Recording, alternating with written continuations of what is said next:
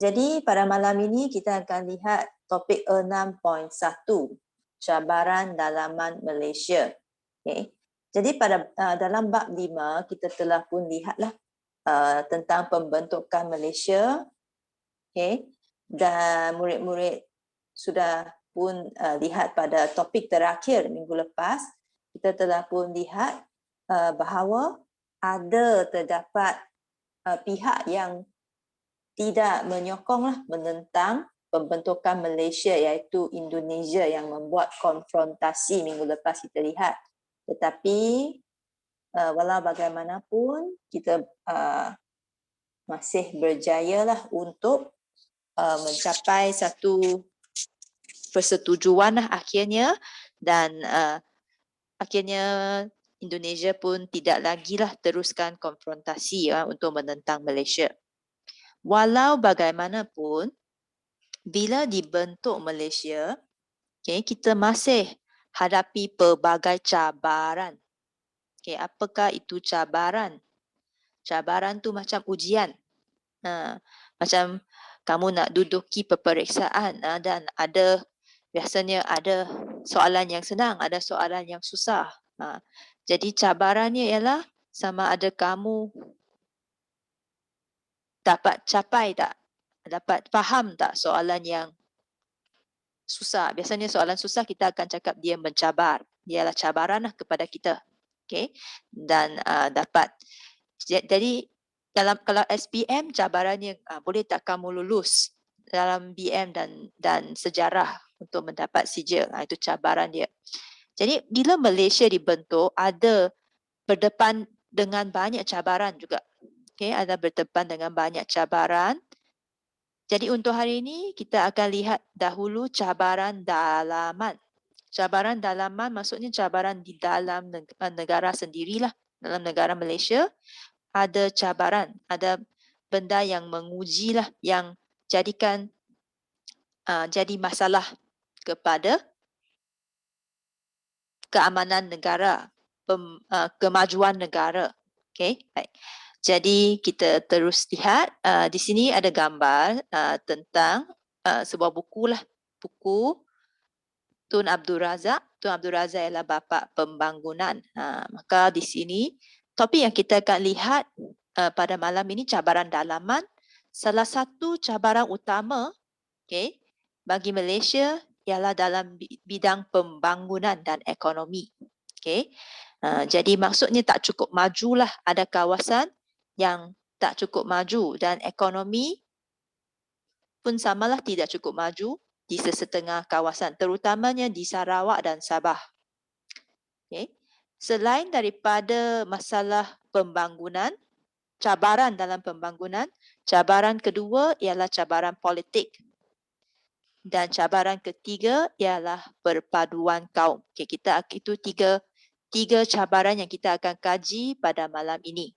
Kita lihat dulu cabaran yang pertama. Kita terus pergi kepada cabaran pertama di bawah sini.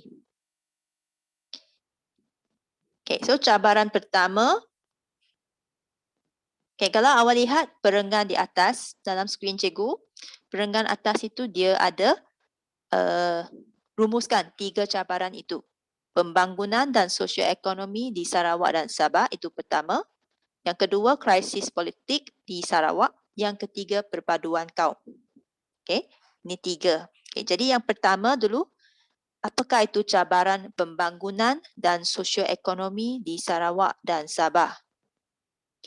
Jadi apabila Sabah dan Sarawak join dengan Malaysia, gabung dengan Persekutuan Tanah Melayu, bentuk Malaysia,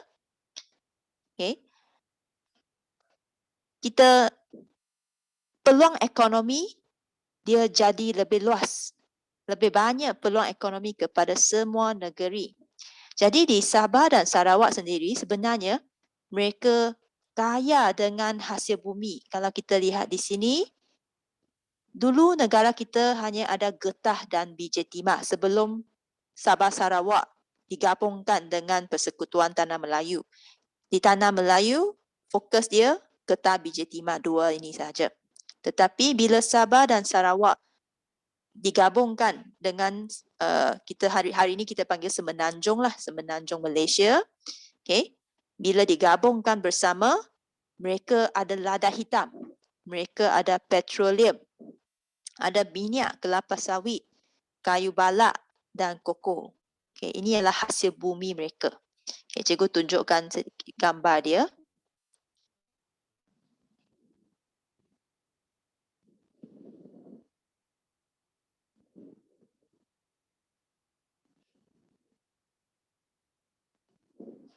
Okay, yang ini koko. Okay, koko. Tanaman yang ada di Sarawak, Sabah. Okay. Dan kita lihat gambar seterusnya. Okay. Ada lada hitam. Mereka juga ada kelapa sawit. Dan yang kelapa sawit ni hari ni kita dah lihat dah banyak dah lah dekat Semenanjung. Dulu kurang. Sebelum merdeka ini kita lebih kepada getah dengan biji timah. Selepas merdeka baru diperbanyakkan ini kelapa sawit. Okey, jadi kayu balak. Yang inilah beberapa jenis hasil bumi yang begitu kaya dekat bumi Sarawak dan Sabah. Dan bila digabungkan sebenarnya ekonomi kita jadi lebih pelbagai lah, ada banyak lagi hasil. Okay, jadi apa masalah dia? Kalau ada begitu banyak hasil, mengapa lagi kita cakap Sabah Sarawak ada masalah pembangunan dan ekonomi? Apa sebenarnya masalah yang mereka hadapi? So kita nak lihat sekarang. Di sini ya, muka surat seterusnya, muka surat 117. Okay, perenggan pertama kita lihat. Okay, so dia Sarawak dan Sabah kaya, banyak hasil bumi. Tapi apa masalah dia? Rakyat yang jadi masalah. Rakyat masih mengamalkan pertanian sara diri. Maksud dia, walaupun mereka ada begitu banyak barang tetapi mereka tak jual. Biasanya kita nak dapat duit kita kena jual barang itu kan, tapi mereka tak jual. Mereka tanam, makan sendiri. Makan cukup, habis. So itulah pertanian sara diri. Maksudnya cukup untuk sendiri, cukup untuk kehidupan sendiri sahaja pertanian yang mereka jalankan di Sarawak dan Sabah. Maka dari segi kekayaan mereka pun sampai situ sahajalah. Okay? Jadi kalau kita nak bangunkan lagi negeri itu, nak bagi ekonomi dia naik, maka kerajaan perlu fikirlah cara untuk memperluaskan lagi aktiviti ekonomi, memperbagaikan lagi, banyak lagi pertanian komersial. Bila kita cakap pertanian komersial, dia tak sama dengan tadi yang sara diri, dia untuk diri saja. Komersial untuk jual kepada orang lain. Dan bila kita nak jual kepada orang lain, maksudnya kita kena buat banyak. Kita kena, untuk sara diri, mungkin kamu tanam mungkin 1 ekar ataupun dalam kawasan kecil sudah cukup untuk kamu. Tapi untuk yang pertanian komersial nak jual kepada orang lain, kamu kena buka kawasan yang besar. Jadi kena buka beratus ekar tanah, beribu ekar tanah untuk nak tanam tanaman ini. Okay? Jadi itulah yang kerajaan buat pada mulanya lah bila kita digabungkan dan membentuk Malaysia untuk nak atasi cabaran tadi ni. Okay? Supaya bila mereka buka semua kawasan ini, rakyat Sarawak dan Sabah, mereka juga akan menyertai aktiviti ekonomi komersial lah, seperti ada kelapa sawit, getah dan koko di sini dan juga petroleum. Okay, itu masalah yang pertama. Okay, jelas setakat ini? Boleh? Kalau yang rasa boleh ikut, tolong angkat tangan. Rasa faham, angkat tangan. Okay, terima kasih. 3 orang angkat tangan. Kalau kamu ada soalan, ragu-ragu, boleh tanya sekarang ataupun boleh type dalam chat. Ada apa-apa soalan, boleh tanya sekarang. Okay, tak ada. Okay, kalau tak ada, kita sambung. Boleh lower hand dulu.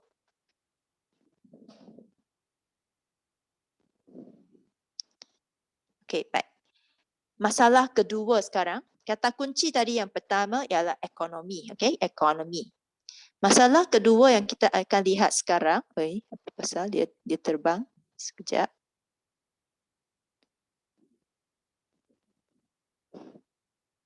Masalah yang kedua berkaitan dengan pembangunan dan ekonomi di Sarawak dan Sabah ialah sistem perhubungan dan pengangkutan. Kata kunci pengangkutan.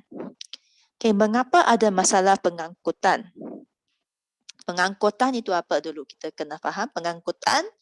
Rasanya murid-murid fahamlah kan, pengangkutan bas, kereta api. Jadi itu pengangkutan awam lah yang biasanya kita fikirkan. Tetapi di Semenanjung ini kita banyak jalan kereta api, boleh sambung dari apa? Kita boleh ambil kereta api dari Butterworth boleh pergi ke Kuala Lumpur. Dan kalau kita nak pakai cara lain, ada banyak lagi cara lain. Nak ambil bas pun boleh. Tetapi ini bukan keadaannya untuk Sarawak dan Sabah.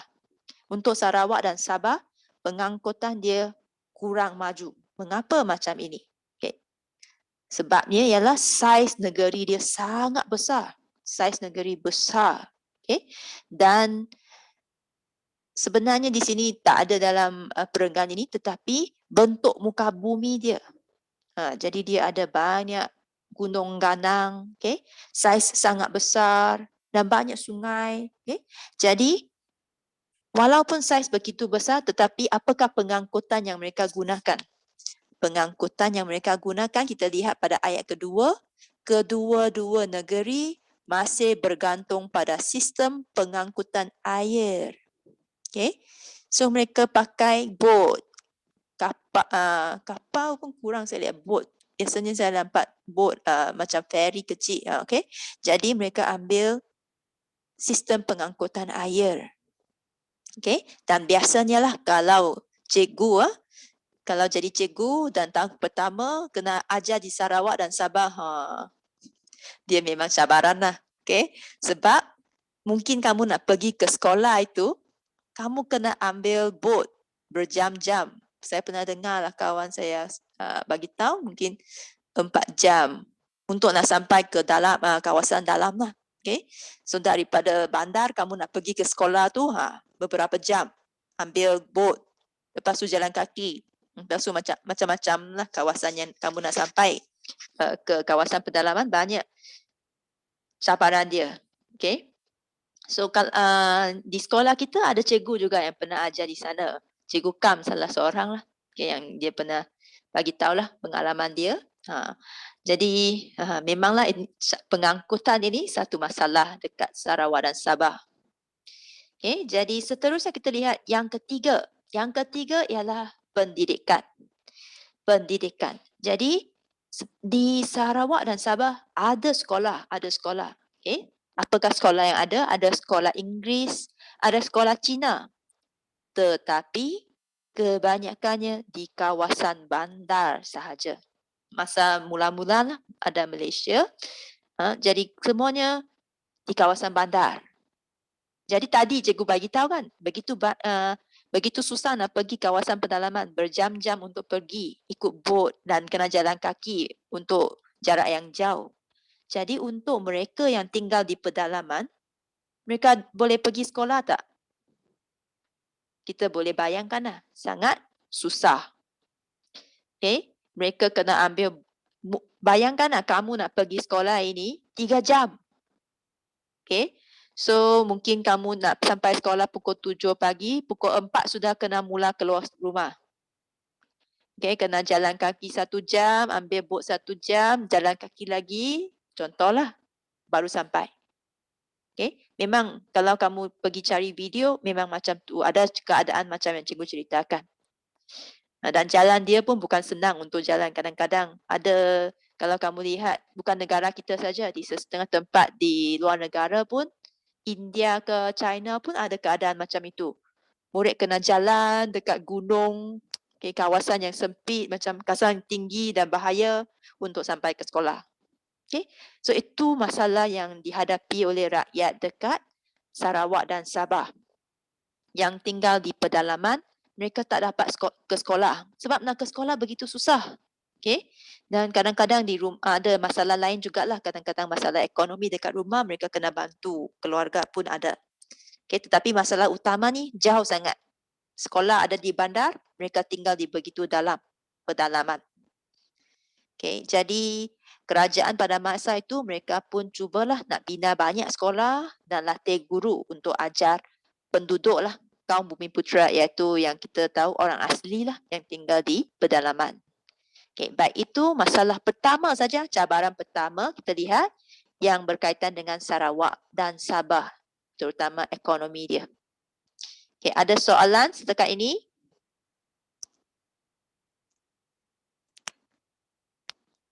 Ada soalan?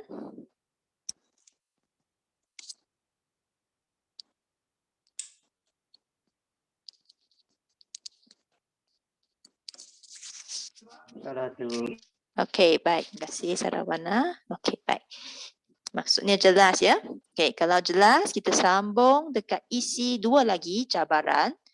Okey.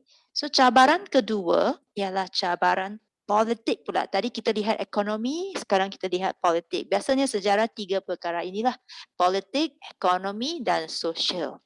Dan memang ketiga-tiga ini ada pada malam ini. Okay, tadi kita lihat ekonomi, sekarang kita lihat politik. Ya. So politik, apa masalah politik yang ada di sini? Okay, yang murid-murid perlu ingat ialah perkataan krisis perlembagaan. Krisis perlembagaan. Krisis ialah masalah lah. Okay. Perlembagaan itu undang-undang tertinggi negara. Okay. Jadi ada masalah. Krisis ini biasanya dia masalah yang menjadikan sesuatu itu dalam keadaan yang bahaya. Macam kalau kita cakap ada krisis kewangan. Maksudnya ekonomi di negara itu sangat dalam keadaan yang sangat tak stabil lah. Mungkin pada bila-bila masa saja boleh bankrupt.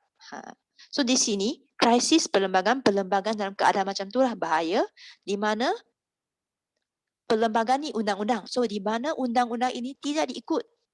Dan ni undang-undang tertinggi negara, bukan undang-undang biasa, undang-undang paling tinggi di negara tak diikut.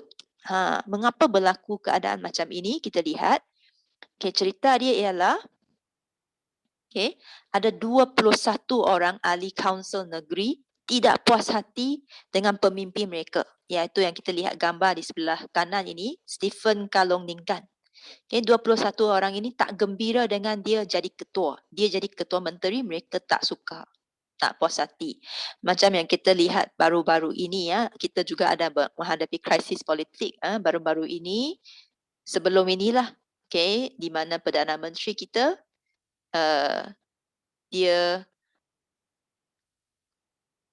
undi yang didapat itu atau sokongan kuranglah daripada yang sepatutnya, yang sepatutnya untuk dia menjadi Perdana Menteri. Jadi di sini Stephen Kalong Ningkan ini pun dia ketua menteri di Sarawak, tetapi ada 21 orang yang tak puas hati dengan dia. Jadi dia pun dipecat. Fire, tak boleh jadi ketua. Tetapi dia tak give up. Dia tak mau give up, so dia pergi cabar lagi. Dia pergi ke mahkamah, pergi ke court. Dia fight case dia. So dia pun fight dan dia fight menang. Dia menang. Walaupun ada orang tak mau dia jadi ketua, dia pergi fight dekat court Mahkamah Tinggi Sarawak, masih boleh. So akhirnya dia kembali jadi ketua. Tetapi kita tahu mereka tak mau sokong dia, so dia pun dapat undi tidak percaya daripada kaunsil negeri. Mereka tak mau dia, mereka undi tidak percaya. Dan akhirnya ini keadaan ini menjadikan Sarawak tak stabil lah. Kita boleh bayangkan dah. Ketua itu naik, nanti ketua itu pecat. Pecat nanti dia balik lagi. Saya rasa sekarang kita boleh fikir keadaan itu, sebab inilah keadaan yang sedang terjadi di negara kita. Kita sudah 3 orang Perdana Menteri dalam masa yang begitu singkat. So itu keadaan yang tetapi kita tak sampailah tahap inilah, tak sampai mungkin dalam kes ini ada pergi court lagi, tak ada sampai macam inilah. Masa itu dia pergi ke Mahkamah Tinggi dan dia naik balik jadi ketua, tetapi orang tak mau. So dia macam tak stabil lah. Saat dia naik, saat dia turun. So Sarawak jadi tak stabil dan ini boleh mengancam keselamatannya, sebab ketua menteri ini sangat penting. Macam keadaan negara kita sekarang, syukurlah kita sudah ada Perdana Menteri. Jadi kalau tak ada untuk masa yang lama, Macam di sekolah juga kadang-kadang kita pengetua ataupun penolong kanan, dia tak ada di sana untuk beberapa bulan. Jadi siapa nak uruskan kerja dia? Itulah yang menjadi isu yang akan mengancam keselamatan dan keamanan negara. Okay, itu kalau ketua tu di sekolah lah. Okay, kalau ketua menteri ni di peringkat negeri lah. Okay, jadi di sini kita lihat akhirnya sampai apa terjadi? Sampai darurat. Emergency, sudah emergency baru istihad darurat di Sarawak dan akhirnya dia pun terpaksa turun lah. Okay, so dia digantikan dengan gambar orang ini di sebelah kiri, Tawisli. Okay, akhirnya tukar ketua lah. Akhirnya baru tukar jadi Tawisli. Okay, itu nombor 2. Okay, kita lihat cabaran terakhir pada malam ini. Cabaran perpaduan kaum. Tertekan lagi.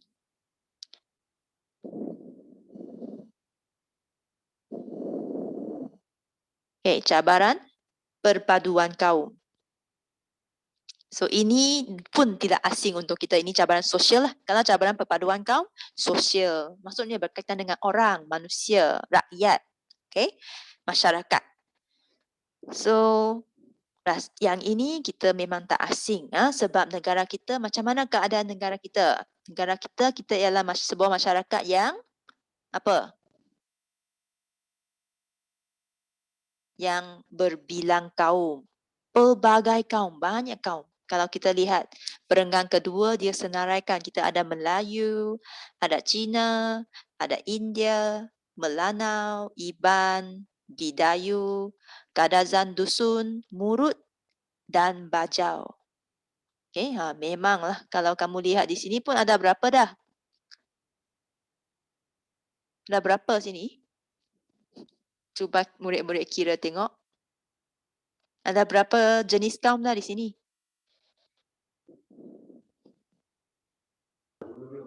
3 saja. Lihat betul-betul. 9. Bukan 9 orang, 9 jenis kaum, 9 kaum. Ini bukan semua lagi ya. Ini hanya sebahagian yang majority, yang ada bilangan yang lebih banyak. Okay. Kalau kita lihat tak silap cikgu, di Sabah sendiri saja etnik pun ada 33 jenis etnik. Okay. Agak banyaklah kalau betul-betul nak kira semua yang kurang pun kita ambil kira di sini, ada banyak lagi kaum di negara kita. So yang sini kita lihat 9 kaum ini yang utamalah, yang utama, yang banyaklah, yang bilangan penduduk yang agak banyak. Okay. Jadi bila ada begitu banyak kaum, maksudnya juga ada banyak budaya. Kan kalau kita lihat orang Cina dengan orang India cara hidup sama tak? Orang Melayu dengan orang India, orang Melayu dengan orang Cina macam mana? Keadaan hidup sama tak?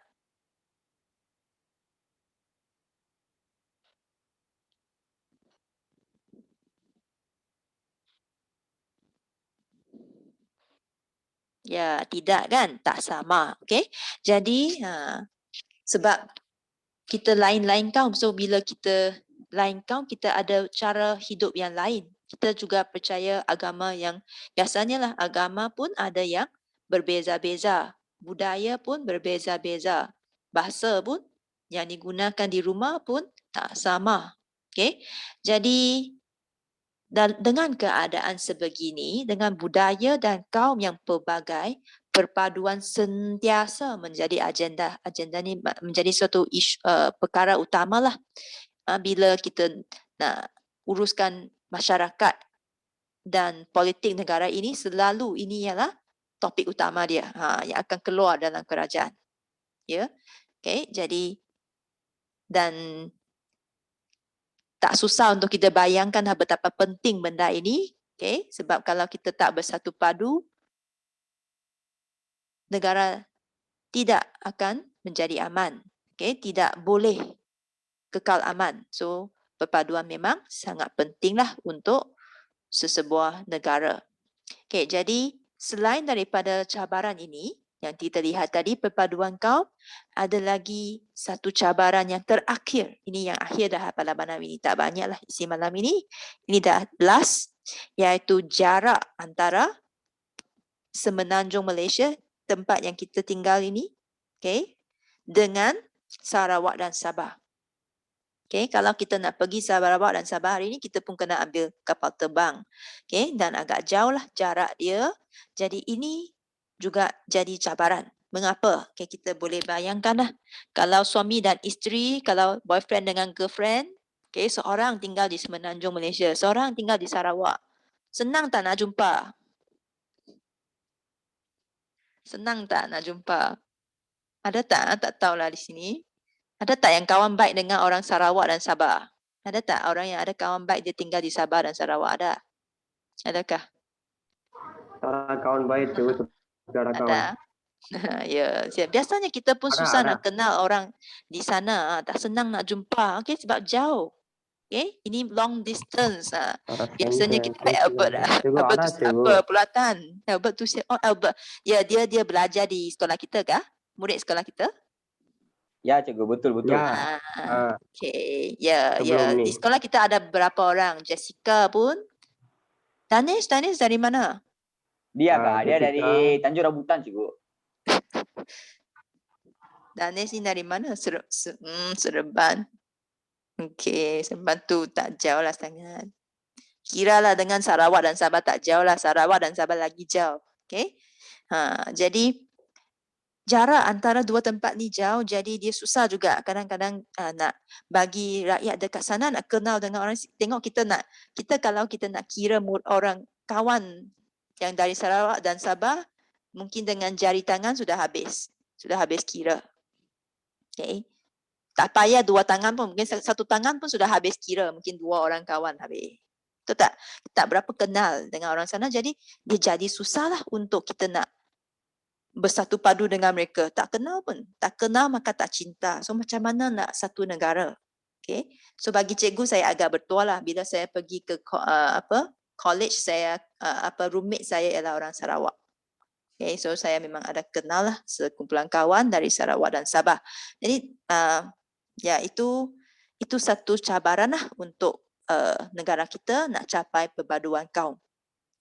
Okay. Jadi ini rumusan bagi bahagian ini, iaitu kita semua sedia tahulah perpaduan sangat penting, okay, supaya negara jadi aman. Okay, jadi itu sahaja topik kita pada malam ini. Okay, sebelum kita pergi kita ada kuis nanti. Sebelum kita pergi kepada kuis, cikgu akan tunjukkan rumusan seluruh isi paling penting dalam topik ini. So tolong fokus dan lihat baik-baiklah apa yang cikgu nak kongsikan seterusnya. Siapa punya gambar ni?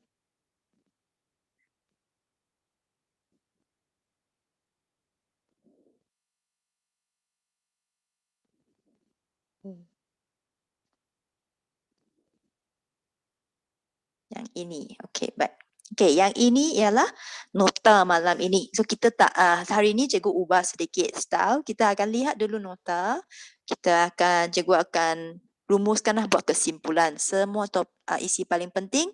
Nanti kita akan buat satu kuis dan kita akan bincang soalan struktur atau soalan esei. Okey, so yang ini isi paling penting malam ini.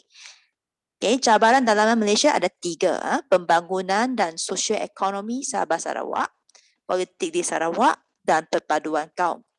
Okay, keadaan di Sabah Sarawak ialah apakah yang menjadi cabaran? Apa yang susah sangat? First, dia kaya. Pertama, dia kaya dengan hasil bumi. Cikgu bagi satu contoh saja di sini, koko, tapi ada banyak lagi yang kita lihat tadi kan. Okay, so murid-murid boleh rujuk dalam buku teks lah untuk kamu tengok contoh yang lain. Okay, tetapi dia ada kaya dengan banyak hasil macam ini, tetapi masalah dia hanya rakyat dia mengamalkan ekonomi sara diri untuk tanam untuk makan sendiri sahaja. So dia tak susah untuk nak membangun negeri itu. Kedua, saiz dia besar, tetapi guna pengangkutan air sahaja, guna bot sahaja untuk nak pergi ke seluruh negeri. Lama, berapa jam nak ambil? Okay, so ketiga, sekolah ada tapi di bandar. Penduduk di dalam kawasan yang pedalaman tak dapat pendidikan. Okay. Kedua, politik di Sarawak. politik di Sarawak tadi kita lihat ada krisis perlembagaan iaitu tentang ketua menteri mereka iaitu Stephen Kalong Ningkan. Dan akhirnya dia diganti dengan Tawiz Lee. Dan yang ketiga, perpaduan kaum. Kita ini sedia tahu negara kita ada penduduk pelbagai kaum dan pelbagai budaya. So, sini cikgu juga ringkaskan kepada 5 jenis kaum, tetapi kamu tahu tadi kita sudah lihat 9, ada 9 dalam contoh di dalam buku teks. Melayu, India, Cina, Iban, Murut. Okay? Jadi itu menjadi satu masalah untuk mencapai perpaduan antara kaum. Okay? Dan yang kedua, jarak yang jauh antara semenanjung Malaysia dengan Sabah Sarawak juga menjadi cabaran untuk kita nak capai perpaduan kaum sebab bila tinggal begitu jauh, hubungan susah untuk kita nak jadikan dia hubungan yang erat, yang baiklah antara satu sama lain. Okay. So itu ialah isi paling penting untuk malam ini. Okay, sekarang cikgu akan stop share. Okay, cikgu akan dalam grup saya akan share satu link untuk kita punya quiz malam ini. Tunggu sekejap. Saya akan share dalam grup WhatsApp dan juga saya akan share dekat chat kita.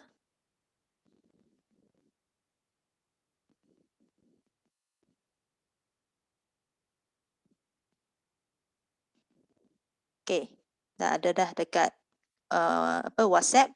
Boleh tekan WhatsApp, boleh tekan dekat boleh masuk dekat grup WhatsApp, tekan link dekat sana untuk buat quiz sekarang ataupun dalam chat saya pun sudah letak link quiz tersebut. Tekan masuk ke dalam link itu. Okey, cikgu akan tunjuk contoh di sini untuk bagi tahu kamu apa yang kamu perlu lakukan.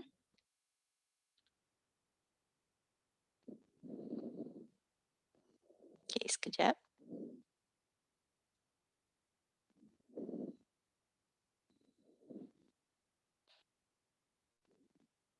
Okey.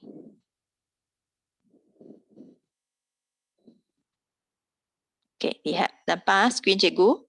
Okey, ini kuis yang kamu perlu jawab. Tengok ada banyak tempat kosong kan tadi yang kita lihat nota tadi tu. Okey. So, apa yang kamu perlu buat ialah dari bahagian bawah ini ada jawapan, pilihan jawapan dia. Kamu kena tarik ke atas. Okey, saya akan buat satu bersama kamu semua. Yang pertama apa tu? Siapa boleh cuba? Ataupun semua sudah sedang buat. Kalau sedang buat dah pun tak ada masalah. Kalau boleh bagi respon, bagi. Ya, boleh cuba? Ekonomi. Ya, bagus. Okay, so yang ini contoh So kamu tarik. Tengok dia boleh keluar daripada tempat dia. Kamu tarik tekan ekonomi. Okay, tarik ke atas, letak di sini. Okay, macam ni. Okay. Jadi sekarang cikgu nak kamu tekan masuk ke link dalam phone sendiri dan buat jawab semua. Letak 8 pilihan ini ke dalam tempat yang betul. Okay. Dan akhirnya soalan bonus dekat bawah. Soalan bonus dekat bawah ialah untuk TP5. Kita ada 6 level semuanya. Bila kamu belajar, cikgu akan bagi kamu. Cikgu akan selepas kelas, cikgu akan tick. Okay. Kamu sudah capai tahap apa.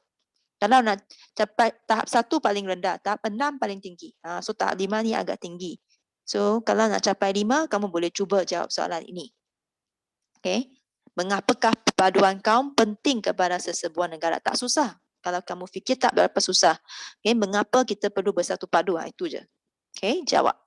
Okay. Jadi cikgu berikan masa dalam mungkin lebih kurang 10 minit. Kamu cuba jawab dulu. Okay. Kamu cuba jawab dulu.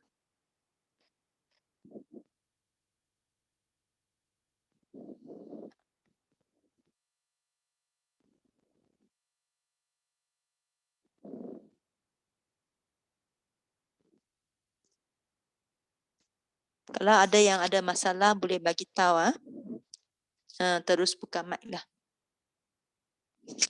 So cikgu pause dulu recording.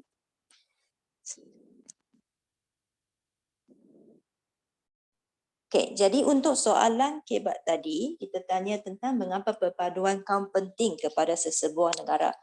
Okey, jadi jawapan yang cikgu beri di sini sebenarnya tak semestinya hanya untuk jawab soalan tadi. Dia boleh digunakan untuk jawab banyak soalan kebat. So contohnya kita boleh jawab perpaduan kaum penting kerana dapat menjadikan apa negara. Tadi saya jelaskan yang terbaliklah, berlaku pergaduhan semua tu. Tapi kalau kita jelas yang ada dua jenis cara lah kita boleh jawab. Okay, kita jawab yang positif dulu. Kalau yang positif kita akan cakap negara perpaduan penting kerana dapat menjadikan negara macam mana?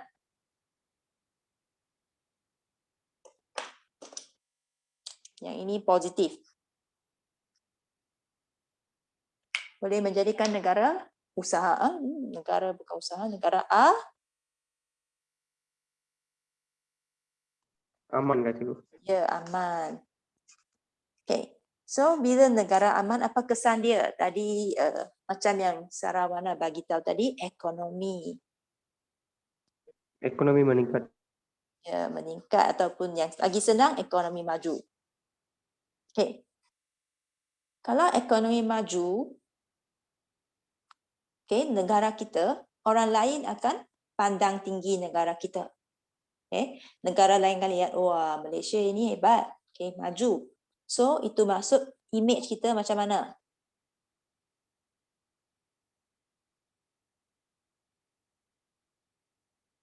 Image juga? Meningkat. Yes, meningkat. Bila image meningkat, ini dapat menarik apa? Menarik siapa untuk datang? Pelancong. Pelancong tu salah satu. Tapi yang kita nak ini bukan pelancong biasa, kita nak orang kaya untuk datang.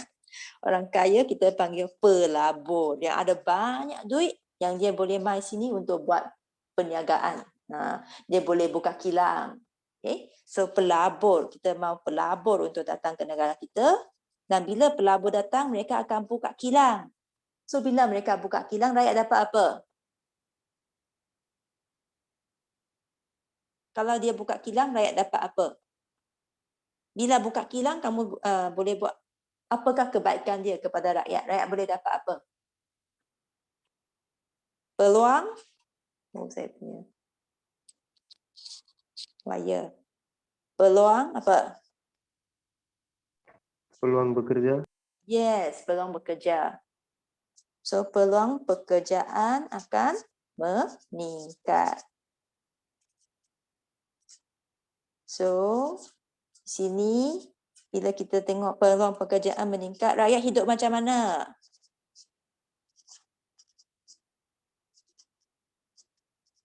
Apa? Ingat kamu punya app My Sejahtera. Okay. So rakyat hidup sejahtera. Ini susah, senang nak ingat dah sekarang sebab ada My Sejahtera. Rasanya semua orang boleh ingat dah perkataan ini sekarang. So kalau awak lihat di sini, sudah ada 6 markah. Kalau kamu boleh ikut jawapan cikgu. So sekarang kita, untuk soalan kita, biasanya kita nak tambah lagi lah contoh. Okay? So kita lihat soalan, baru kita boleh tambah contoh.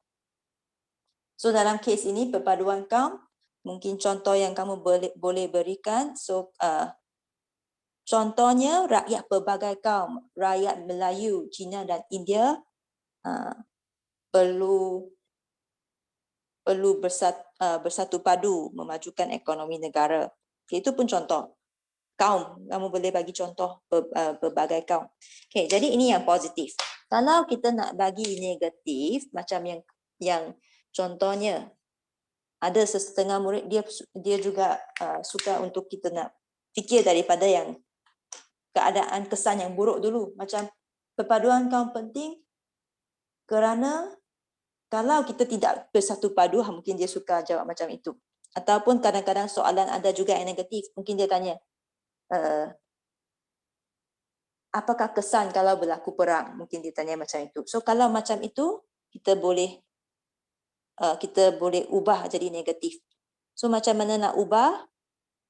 Sebenarnya boleh guna balik yang ini semua, hanya ubah 1-2 perkataan dalam satu pasangan itu. Contohnya negara aman, awak boleh tukar negara tidak aman, tambah tidak.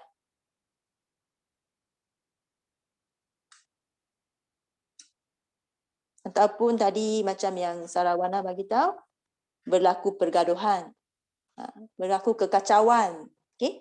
Ekonomi terjejas. Tadi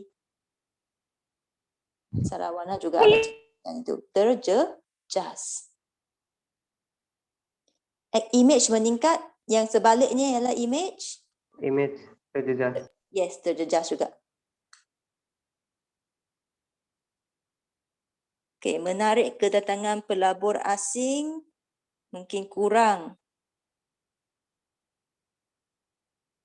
Kedatangan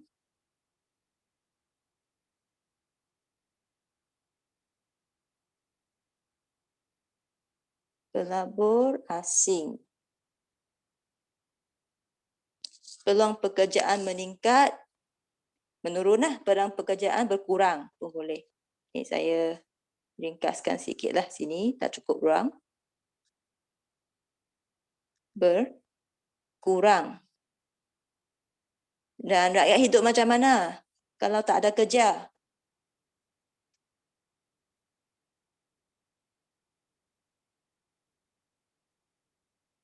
Sengsara, susah ataupun hidup susah. Okay, hidup kehidupan rakyat susah. Ini yang negatif. Kalau kamu suka jelas dari segi negatif ataupun soalan tanya tentang kesan yang tidak baik, kamu boleh hanya pusing saja perkataan, masih isi yang sama, pusing perkataan, dia boleh digunakan juga dalam esei kamu. Okay, so ini contoh lah. Pemandangan kita sudah bincang tentang ini, so cikgu berikan kamu contoh yang kamu boleh guna dalam esei. Okay, so itu sahaja untuk bahagian ini. Okay, ada soalan? Okay, kalau tak ada soalan saya akan padam, tetapi yang ini nanti kamu boleh rujuk. Ya, boleh tanya, boleh pergi ke tuition, tak ada masalah. Tapi nanti cikgu akan letak video ini, kamu lihat, dan kerja rumah nanti kamu buat. Okay, baik. Jadi cikgu akan padam bahagian ini, kita akan pergi kepada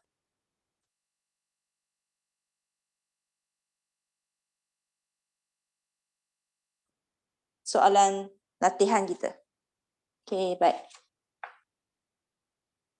So, latihan kita pada malam ini, kita hanya lihat satu soalan struktur saja.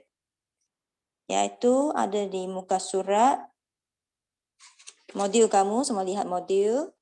Kita akan lihat soalan di muka surat ini. 28. Muka surat 28. Okay. Jadi hanya ada 4 soalan. Okay, cikgu akan bahagikan lah. Okay, cikgu cuba bahagikan bahagian siapa yang akan cuba jawab soalan mana.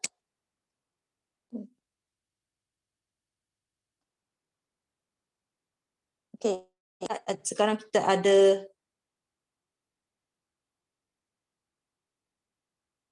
9 orang murid. Okay, so kita akan, cikgu akan bahagikan soalan ini. Siapa yang kena jawab 1A, siapa jawab 1B, 1C dan 1D. Dan saya akan berikan masa 5 minit. Yang baru masuk, jangan risau, nanti cikgu share dekat grup nota kita pada malam ini. Kamu boleh rujuk nota. Ataupun sebenarnya tak susah pun lah, bahagian belakang ada contoh jawapan, kamu juga boleh rujuk lah untuk menjawab. Yang penting kamu cuba. Okay. So, soalan 1A, Lashini dengan Nabisha. 1B, Ramesh dengan Rogini. 1C, Tarana dengan Tan akan jawab. Dan soalan D,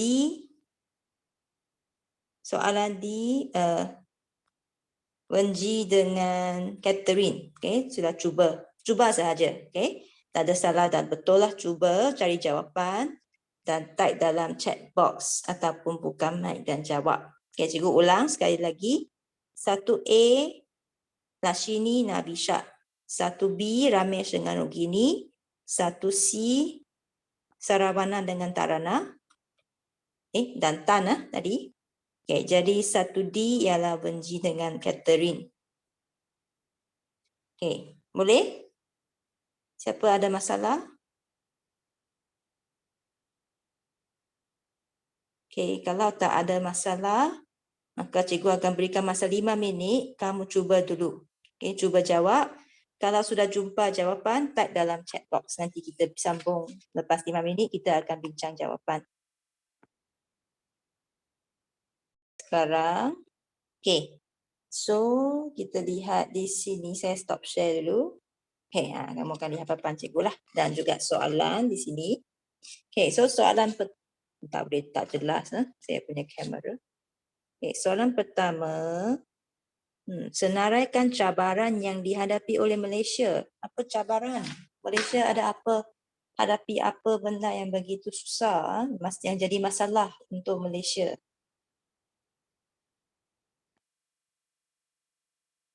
Okay, kita lihat siapa ada jawab yang ini tadi dalam chat. Okay, 1A, pembangunan dan sosioekonomi. Kurang lengkap lagi lah sini. Lagi lebih lengkap sikit. Pembangunan dan sosioekonomi di mana?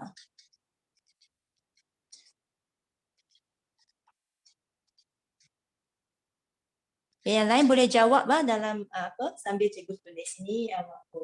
Tulis dalam kamu punya modul terus. Senang, kamu sudah boleh lengkapkan latihan. So, pembangunan dan sosioekonomi Sabah Sarawak, bagus. So, sini saya tak cukup tempat saya tulis SS. Kamu jangan tulis SS. Kamu perlu tulis lengkap Sabah dan Sarawak. Okay. Lagi. Tan, kamu betul ke apa benda? Oh, okey. Wah, bagus Tan. Betul. Jawapan betul. Okey. Jadi, pembangunan dan sosioekonomi Sabah Sarawak. Yang kedua apa? Tadi siapa lagi yang jawab soalan ini kecuali Rashini? Saya lihat sekejap.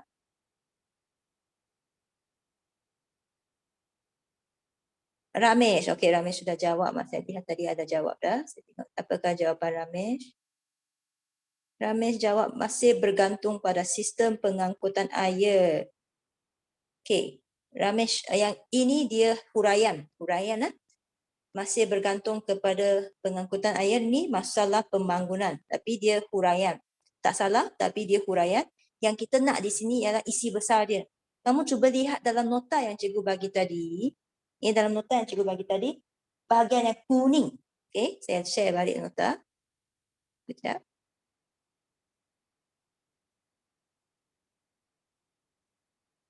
Okey. Kamu nampak kotak kuning ini, 3 kotak ini. Cikgu. Saiz negeri yang besar boleh kat cikgu? Saiz negeri yang besar pun huraian. Okay, cuba kamu lihat di sini. Ada 3 poin yang kuning itu. So, apa lagi yang kedua kamu boleh tulis?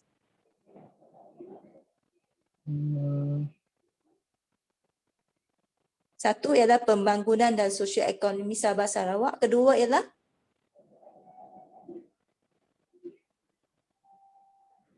tadi siapa yang buka mic? Ramesh kan? Ya, Ramesh boleh cuba. Ya? Bentuk buka bumi kat cikgu. Bentuk muka bumi itu pun ialah apa masalah, masih dalam masalah pembangunan. Okay, kamu lihat dalam peta ini ada 3 bahagian kan? Okay, bahagian pertama yang hitam tu, kotak hitam. Itu tajuk dia. Lepas itu kotak yang kuning, warna kuning. Anda nampak tak yang cikgu share dekat screen ini? Saya punya earphone saya rasa sudah longgar.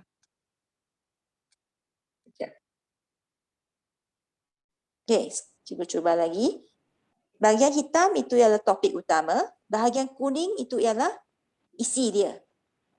Iaitu 3 cabaran. Ada 3 cabaran. Cabaran pertama, pembangunan dan sosioekonomi Sabah Sarawak. Dan yang bawah dia, yang kuning punya, yang bawah dia ialah saya letak politik di Sarawak ini. Kamu lihat saya letak spotlight sekarang ni. Spotlight pertama ini, yang saya bulat ini poin cabaran 1. Ini cabaran 2. Ini cabaran 3. Boleh Ramesh? Boleh?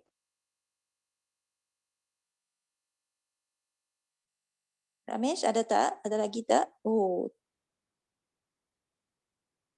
dah terkeluar. Okey, baik. Nanti cikgu lihat. Mungkin dia ada isu dengan internet. Okey, jadi kita lihat di sini ada 3. Ini 3 poin dia lah. Okey, baik. Jadi, kamu boleh pilih mana-mana 2 dan tulis di sini. So, politik di Sarawak pun boleh. Dan akhirnya perpaduan kaum.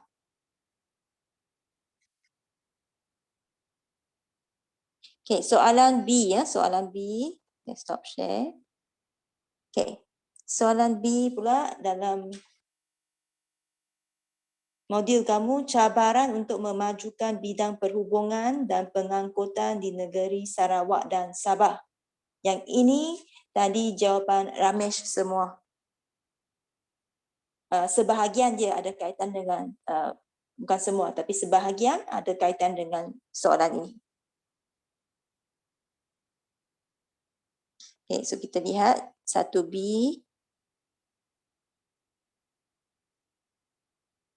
Saiz negeri yang besar, Rubini jawab betul. Okay, saiz negeri yang besar. Dan jawapan Ramesh tadi, masih bergantung pengangkutan air di sini, jawapan dia. Okay?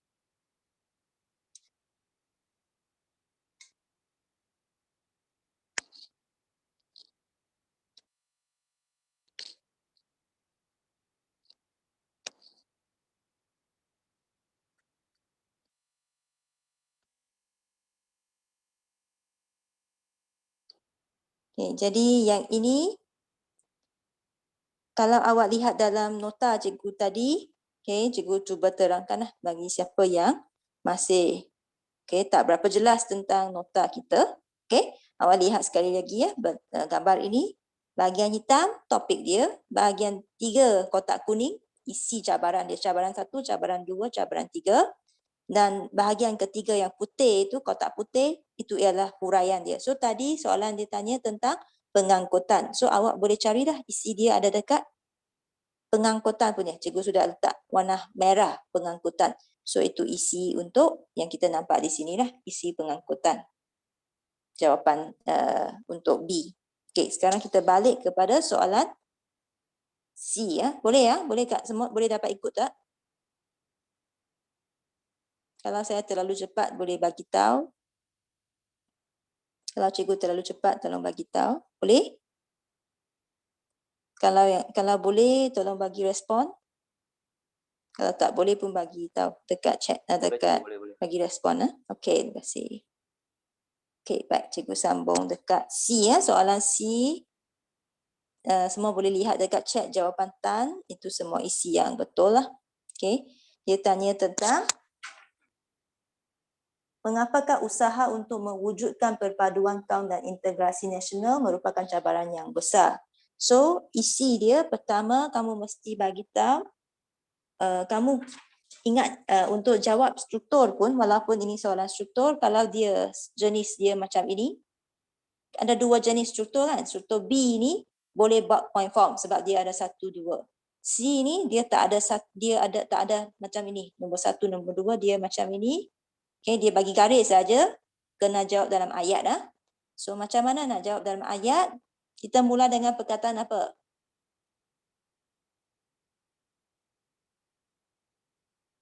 Kita mula dengan perkataan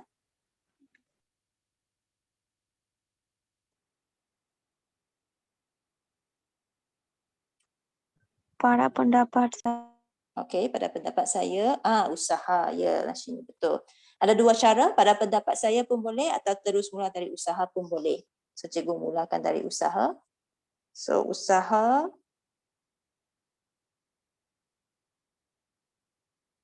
perpaduan kaum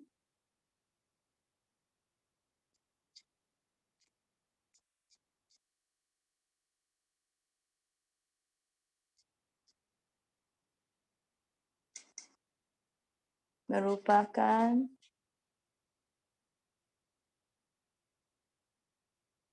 cabaran kerana. So boleh sambung dengan jawapan Tan, iaitu kerana terdapat apa, saya akan ringkaskan ya. Dia yang penting di sini, isi yang paling penting, dia terdapat pelbagai kaum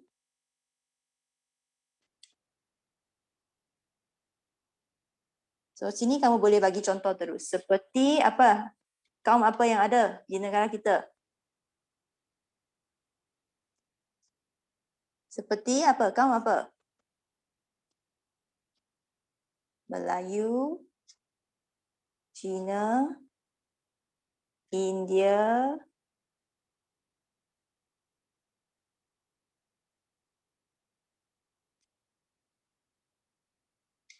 okay. Iban pun boleh ya. Lanau, Iban, Murut. Okay. Dan satu lagi ialah pelbagai budaya. Satu lagi isi dia ialah jarak jauh lah. Tapi kalau awak boleh tulis macam cikgu di sini, sudah markah penuh dah 3 markah. Okay. So, yang first kunci dia pelbagai kaum. Ini 1 markah. Bagi contoh, pelbagai kaum itu markah kedua. Bagi pelbagai budaya, markah ketiga. Okay. Itu ialah soalan C. Soalan D.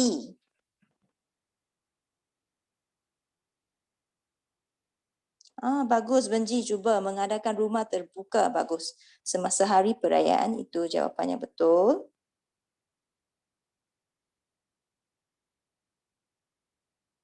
Okay. So, kita boleh tulis. Isi dia boleh tulis mengadakan rumah terbuka. Okay. Yang dia tulis semasa perayaan itu boleh letak dalam contoh. Okay. Semasa perayaan. Apa perayaan yang biasanya kita buat rumah terbuka? Seperti apa perayaan yang biasanya kita boleh buat rumah terbuka?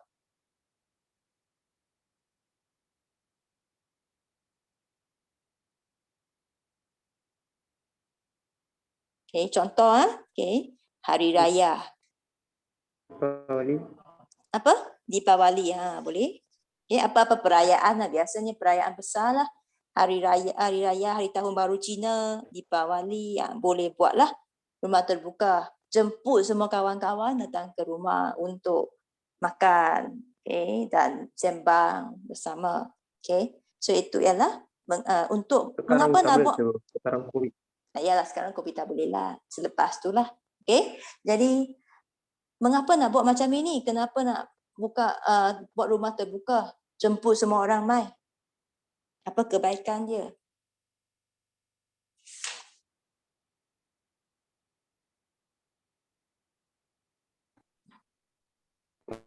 Untuk meningkatkan hubungan. Supaya dapat mengeratkan hubungan.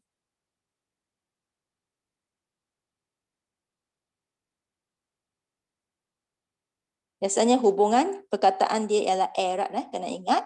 Mengeratkan hubungan. So maksudnya jadi lebih baik, kawan yang baik jadi lebih baik lagi lah.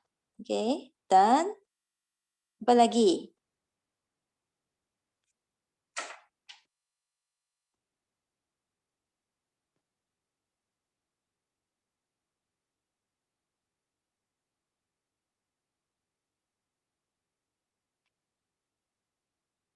Tan apa masalah Tan? Hilang. Ya, cikgu nampak ada beberapa orang sudah.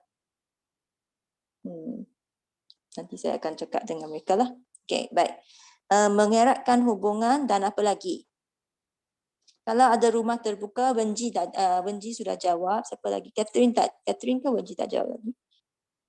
Catherine tak jawab lagi. Cuba fikir, kalau ada rumah terbuka, boleh macam mana lagi? Jemput semua kawan mai supaya boleh buat apa? Mengeratkan hubungan dan apa? Dan biasanya dia bukannya orang Cina jemput orang Cina lah. Dia orang Cina jemput orang Melayu datang rumah. orang Melayu jemput orang Cina datang ke rumah. So dapat macam mana?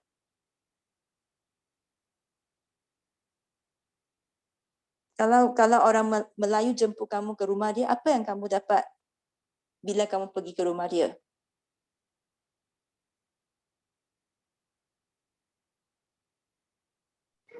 Makanan Balik ke luar tradisional, Apa? makanan yang tradisional. Dapat makan makanan yang tradisional. So maksudnya kamu dapat Dapat ampau, itu kamu boleh letak dalam contoh. Semua itu adalah sebahagian daripada apa? Angpau lah, makanan tradisional lah, pakaian tradisional. Semua ini kita bila kita cakap, kita kumpulkan mereka bersama, dia ialah apa?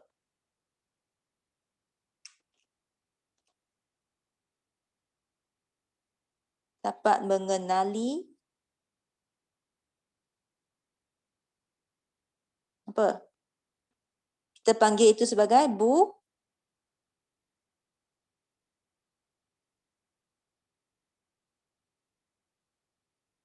tahu? Sini ada. Ya, budaya masing-masing. Maaf, tulisan cikgu mungkin agak susah nak dibaca. Okay, sebab saya tulis dalam papan yang begitu kecil, dia ada dia punya hak lah. Okay, baik. Jadi supaya dapat mengeratkan hubungan dan mengenali budaya masing-masing. Maksudnya orang Cina, kalau dia pergi ke rumah kawan Melayu, dia dapat tahulah orang Melayu hidup dia macam ini. Okay, orang Melayu suka makan makanan macam ini. Mereka suka makan apa? Biasanya pergi ke rumah mereka ada apa? Dah lama dah. Tak pernah ada keadaan seperti ini. So kalau bila balik ke keadaan biasa, kita mestilah saling mengunjungi. So kisah ini kita juga panggil saling mengunjungi supaya lebih kenal. Bila macam yang cikgu sebut tadi, tak kenal maka tak cinta, kena kenal baru boleh. Jadi lebih baiklah hubungan. So inference dia, kesimpulannya apa?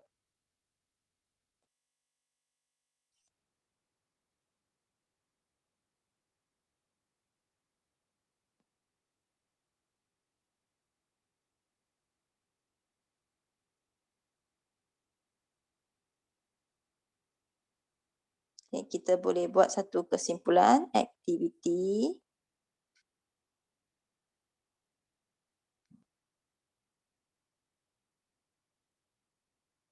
Sebenarnya rumah terbuka ni dia kunjung mengunjung lah. Okay.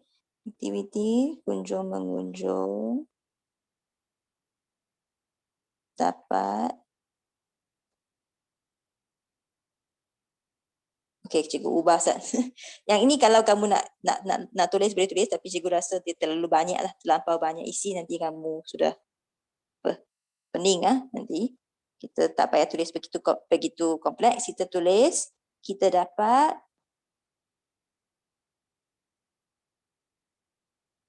lebih memahami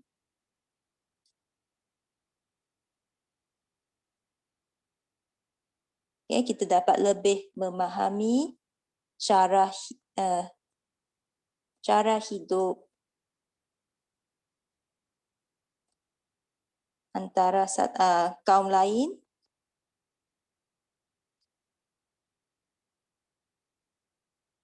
kita dapat lebih memahami cara hidup kaum lain dan